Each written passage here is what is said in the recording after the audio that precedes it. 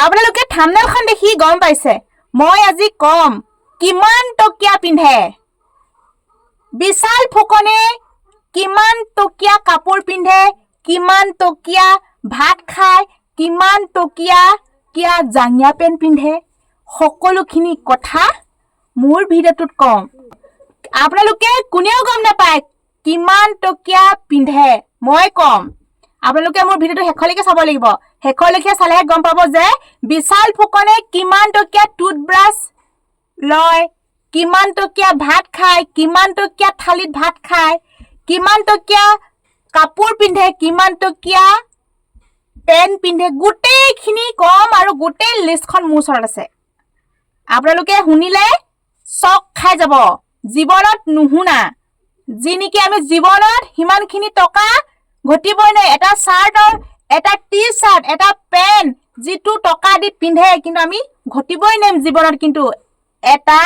T চাৰ্টৰ দামেই কি জানা আমি ঘটিব নোৱাৰিম হাত ঘড়ী কিমান টকীয়া পিন্ধে আঙুঠি কিমান টকীয়া পিন্ধে গোটেইখিনি কথা কৈছো দেই আপোনালোকে ভিডিঅ'টো শেষলৈকে চাব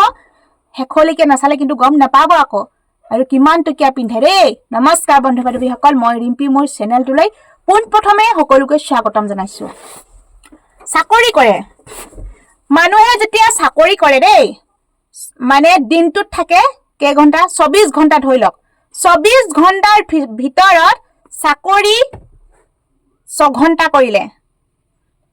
6 ঘণ্টাই চাকৰি কৰিলে ধৰি লওক সেই 6 ঘণ্টা বা 7 ঘণ্টা 8 ঘণ্টা চাকৰি কৰোঁতে সদায় একেটা ঘণ্টাই চাকৰি কৰিব লাগিব কিন্তু শেষত যেতিয়া দৰমহা দিব হেতু সীমিত লিমিট সেই লিমিট দৰমহা লৈ এজন চাকৰি কৰা ব্যক্তিয়ে কেতিয়াও জীৱনত নিজৰ ড্ৰিমছ ফুলফিল কৰিব নোৱাৰে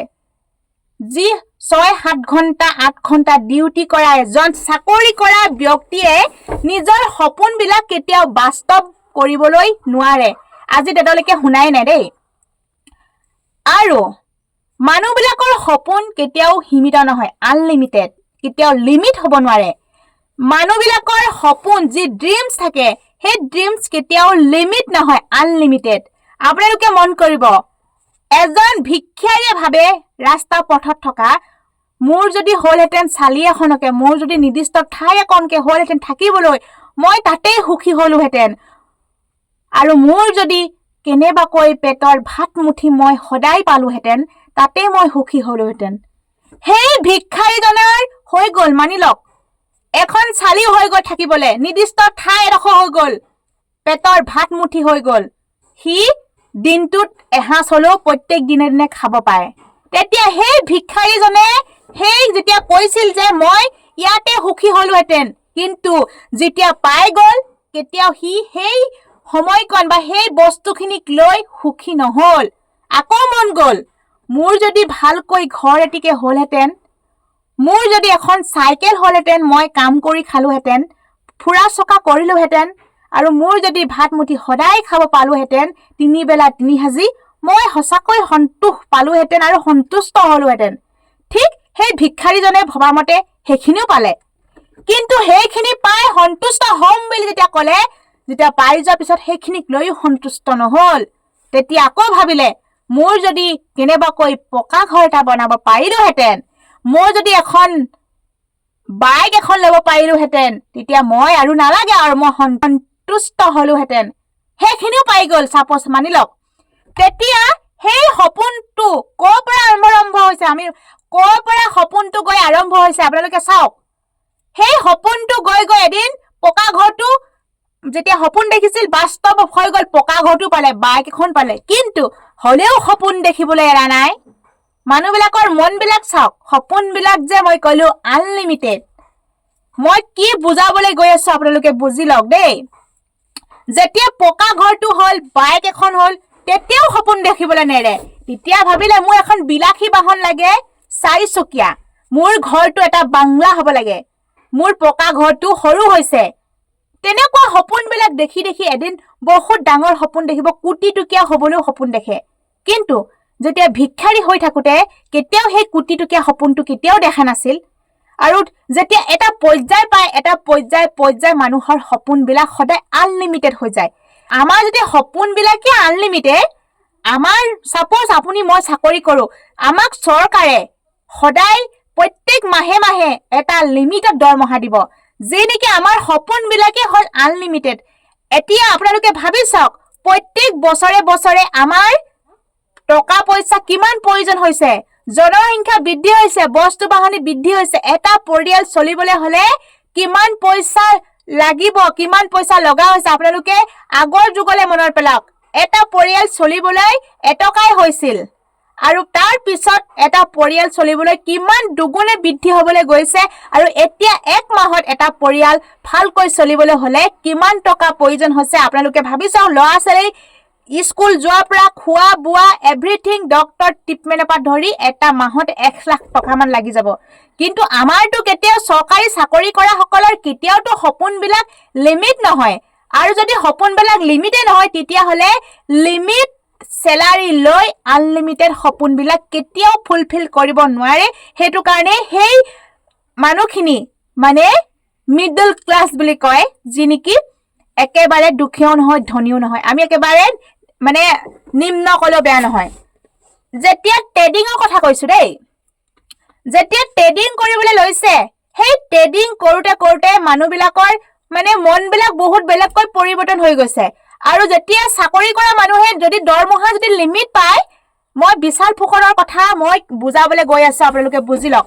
যেতিয়া মানুহবিলাকে লিমিটেড চেলাৰী পায়, আনলিমিটেড সপোন ফুলফিল কৰিব নোৱাৰে, সেইটো 100%। চাকৰি কৰা এজন ব্যক্তিয়ে লোন নলৈ কেতিয়াও এটা ঘৰ ভালকৈ বনাব নোৱাৰে। লোনটো সকলোৱে লয়, যিসকল চৰকাৰী চাকৰি কৰা ব্যক্তিসকলে নিজে গম পায় যে অৱশেষত চৰকাৰৰ পৰা এটা ডাঙৰ প্ৰিমিয়াম এটা লোন ল'ব লগা হয়, তেতিয়া এটা ভাল ঘৰ বনাই গাড়ী এখন ল'ব পাৰে, কিন্তু 7-8 ঘণ্টা কণ্টিনিউ ডিউটি কৰিব লাগিব। বিশাল ফুকনে মাৰিলে মাথা ক'ত ভাবি চাওক। বিশাল ফুকনে সেই যিখিনি সপোন, সেই সপোনখিনি আনলিমিটেড গৈ আনলিমিটেড পইচা প্ৰয়োজন হ'ব বুলি সেই ট্ৰেডিঙত মাথা মাৰি দিলে, ট্ৰেডিং কোম্পানীৰ মাথা মাৰি দিলে। কাৰণ ট্ৰেডিঙত মানে যিটো ট্ৰেডিং কৰিছে মানুহৰ পৰা পইচা লৈ তাত 6 ঘণ্টা 7 ঘণ্টা ডিউটি কথা নাই,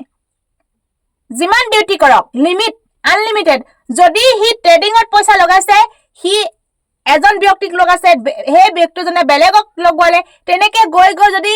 100জন ব্যক্তিয়ে যদি এঘণ্টাকেও তাৰ ট্ৰেডিঙত টাইম দিয়ে, তাৰ কাৰণে 100 ঘণ্টা মানে এদিনত হয়। এদিনততো 100 ঘণ্টা কেতিয়াও নহয়। এদিনত চাকৰি কৰে 8-9 ঘণ্টা, কিন্তু তাৰ কাৰণেতো 100 ঘণ্টা টাইম দিয়া হ'ল। 100 ঘণ্টা যদি টাইমে দিলে তাৰ ইনকাম কিমান হ'ব ভাবি চাওক। সি ট্ৰেডিঙত মানুহবিলাকক ইমানেই মানে বুজাই মাথা ঘোলা কৰিলে, মানুহবিলাকক লোভ দিলে যে আপোনালোকে এইটো পইচা লগাওক, এইটো পইচা লগালে 2 গুণ 3 গুণ 4 গুণ বৃদ্ধি হৈ যাব। সি সিমানখিনি লোভ দিলে, লোভত পৰি মানুহে সপোনবিলাক পুৰাবলৈ গৈ সপোনবিলাক ধ্বংস হৈ গ'ল। কিন্তু এটা কথা, যিমান মানুহ সিমান থাকিব লাগে, সমানে সমানে কৰিবা কাজ, হাৰিলে জিকিলেও নাই লাজ।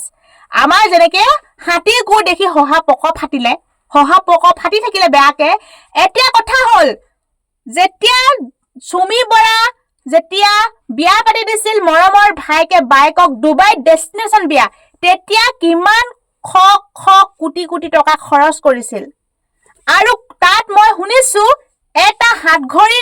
দামেই বোলে 1 কোটি টকা। আৰু যেতিয়া টেডি বিয়াৰ এটা বাৰ্থডে দিবলৈ লৈছিল, অৰ্ডাৰ কৰিছিল 2 লাখ টকীয়া টেডি বিয়াৰ। আমাৰ 100 টকীয়া ল'বলৈও আমাৰ হাতত পইচা নাই, আমি মানে সক্ষমেই নহয়। ভাবি চাওক 2 লাখ টকীয়া। তেতিয়াহ'লে যদি এটা ঘড়ীয়ে যদি পিন্ধিছে 1 কোটি টকীয়া, তেতিয়াহ'লে এটা চাৰ্টৰ দাম কিমান হ'ব? 60-70 লাখ টকীয়া নহয় জানো? পেণ্টৰ দাম 50-30 লাখ টকীয়া। ভাবি চাওক, এডাল যদি টুথব্ৰাছে ঘঁহে চাগে 1 লাখ টকীয়া মান, তেতিয়াহ'লে গেঞ্জি পিন্ধিব লাগিব কেইটকীয়া? 60-70 লাখ টকীয়া, নহ'লে 10-20 লাখ টকীয়া 10-20 লাখ টকীয়া গেঞ্জি পিন্ধিব লাগিব। তেতিয়াহ'লে গোটেইখিনি যদি কেলকুলেশ্যন কৰি চাওঁ, তেতিয়াহ'লে সি জাঙিয়া পেণ্ট কেইটকীয়া পিন্ধিব? তেতিয়াহ'লে 50-60 লাখ টকীয়া পিন্ধিব লাগিব। মানুহটো যদি ইমানখিনিয়ে পিন্ধি থাকে, সেই মানুহটো দামেই হৈছে কোটি কোটি টকীয়া, তাৰ চাউল চটাহে আছেগে ভিক্ষৌ। সি মানে পইচা টেনচন কৰোতে তাৰ স্বাস্থ্যটো মানে সি ইমান কণীয়া হৈ গৈছেগে। আপোনালোকে ভাবি চাওক, আমি 100 টকীয়া 200 টকীয়া বস্তু পিন্ধি থাকোতেই জনমুঠি গৈছেগে, লোকে 60-70 লাখ টকীয়া পিন্ধিছা যদিও আৰু দামী পিন্ধিবলৈ মন গৈছে আজি সেই চুমি বৰাই সেই পলাই আছে গৈ সুখী হল নেকি সুখীটো নহল পিন্ধিলে সুখী হল জানো নহল যিমান মানুহৰ হাতত পইচা থাকে সি শুবও নোৱাৰে ভালকৈ খাবও নোৱাৰে পিন্ধিবও নোৱাৰে তাৰ পকেট লাগিব সিকিউৰিটি গাৰ্ড আমাৰ মানুহবোৰ বিন্দাস আমি যতে ৰাতি ততে কাটে আমি হাবি জংঘলত পৰি থাকিলেও আমাক গুৰ মাৰি থৈ যাও মানুহ নাই আমাৰ হাতত পইচাই নাই আমাৰ মূল্যই নাই যিসকল ধনী কোটি কোটি টকীয়া মালিক তাৰ বোলে পাছাব লাগে মূল্য আছে সি মুটিলেও সেই মুঠখিনি মূল্য আছে বোলে তাৰ গোটেই গাটোৱে মূল্য আছে ভাবি চাওক ডেষ্টিনেশ্যন বিয়া পাতি দিছে মোৰ বায়েকক কোটি কোটি টকা খৰচ কৰি ডুবাইত আৰু এতিয়া আলহী হ'ল ৰঙা ঘৰত হৈ আছে ইমানখিনি কৰিলে কৰিডাল কিডাল হ'ল ফফ সপোনখিনি দেখিলে কৰিলে লোকৰ টকাই আনি নিজে লাইফষ্টাইল কৰিলে আৰু সপোন দেখিলে সেই সপোনখিনি কি হ'ল ধূলি লগত মুহা খাই গ'ল দেখিলে ইমান কোটি কোটি টকা খৰচ কৰিলে মানুহক বেয়াকৈ দেখুৱাই দিলে আৰু যেতিয়া মাককো বাৰ্থডে এখন বিলাসী বাহন গিফ্ট দিছিল চুমিকটো কি দিছিল না পাত্তা সেইবিলাক নাজানোৱে তাৰ লিষ্ট কৈছো নহয় লম্বা লিষ্ট মই আপোনালোকক কৈয়ে দিলো সেইখন লিষ্ট আমি মানে কি চুলা ধুই দিয়া নিলেও হেতেন গলোহেঁতেন আমাক দৰমহাই দিলে চাগে কিমানখিনি টকা আৰু সেই সপোনখিনি দেখিলে এনেকে মুখ এনেকে পৰি যাব লাগিব গম পাইছে সেইখিনি দেখাই পোৱা নাই আজিলৈকে পইচা ইমানখিনি চুইয়ে পোৱা নাই এনেই আমি টেটু ফালি মৰি আছো ইয়াত লোকে সেই কোটি কোটি টকীয়া বিচনাত শুই আছে গম পাইছে কোটি কোটি টকীয়া বিচনাত শুই আছে এটুকে আপোনালোকক ক'ব বিচাৰিছিলো আপোনালোকে লিষ্টখন পাই গ'ল এতিয়া চুমি বৰাই